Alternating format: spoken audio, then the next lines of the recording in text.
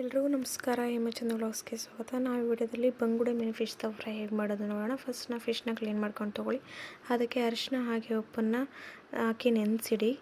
Marination ಮಾಡ್ಕೊಳ್ಳಿಕ್ಕೆ masala ready ಮಾಡ್ಕೊಳ್ಳಿಕ್ಕೆ ಹುಣಸೆಹಣ್ಣಿನ ರಸ ಬೇಕು, ಶುಂಠಿ ಬೆಳ್ಳುಳ್ಳಿ ಪೇಸ್ಟ್ ಬೇಕು, ಫಿಶ್ ಫ್ರೈ ಮಸಾಲ, ಉಪ್ಪು ಹಾಗೆ ಅರಿಶಿನ ಹಾಕ್ಕೊಳ್ಳಿ. ಹುಣಸೆಹಣ್ಣಿನ ರಸನ ಅದ್ರ ಮೇಲೆ ಹಾಕ್ಕೊಂಡು ನೀಟಾಗಿ ಲಮ್ಸ್ ಇಲ್ದಂಗೆ ಮಸಾಲ ಎಲ್ಲನೂ ಮಿಕ್ಸ್ ಮಾಡ್ಕೊಳ್ಳಿ. ಫಿಶ್ನ ನಾವು ಉಪ್ಪು ಮತ್ತು ಅರಿಶಿನಕ್ಕೆ ನೆನೆಸಿಟ್ಟಿರೋದಲ್ಲ ಅದನ್ನು ತೊಗೊಂಡು ಮಸಾಲೆ ಎಲ್ಲನೂ ನೀಟಾಗಿ ಹಿಡಿಯೋ ಥರ ಹಾಗೆ ಕಟ್ಸ್ಗೆಲ್ಲ ತುಂಬ್ಕೊಳ್ಳಿ.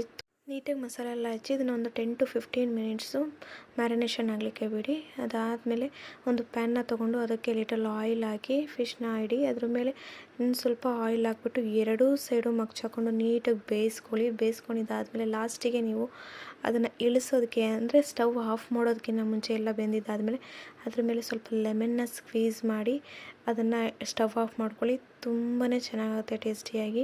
ನೀವು ಒಂದು ಸಲ ಮನೇಲಿ ಟ್ರೈ ಮಾಡಿ ಹೇಗಾಯಿತು ಅಂತ ಕಮೆಂಟ್ಸ್ ಮೂಲಕ ತಿಳಿಸಿ. ರೆಸಿಪಿ ಇಷ್ಟ ಆಗಿದರೆ ನಿಮಗೆ ಒಂದು ಲೈಕ್ ಮಾಡಿ, ಶೇರ್ ಮಾಡಿ, ಸಬ್ಸ್ಕ್ರೈಬ್ ಮಾಡ್ಕೊಳ್ಳೋದು ಮರಿಬೇಡಿ. Thanks for watching.